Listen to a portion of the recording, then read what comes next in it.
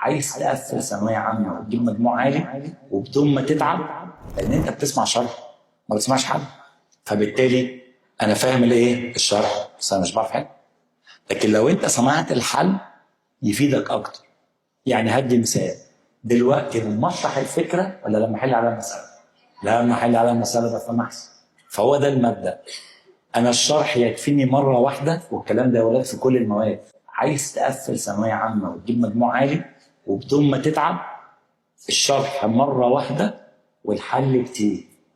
حتى انا دايما بقول لهم كده: شرح قليل حل كتير. شرح ايه؟ قليل حل كتير. يخليك تقفل. حتى لو انا مستواي اقل، حتى لو انت مستواك ايه اقل، لا هتزيد، بس بتزيد بالحل. محدش بيزيد بالشرح. وركز في دي كويس. والشرح كمان يا ولاد الكتير اللي ملوش لازمه ده يتوه اكتر. بمعنى يعني اي ماده انت بيتكتب لك فيها حاجات كتير وشرح كتير ده يتوه باشا.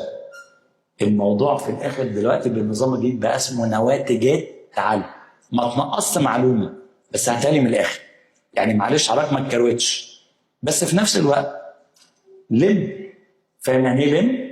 احنا عايزين 1 2 3 4 5. قول لي 5 ما تنقصش ولا واحد، بس يعمل ايه؟ انجز.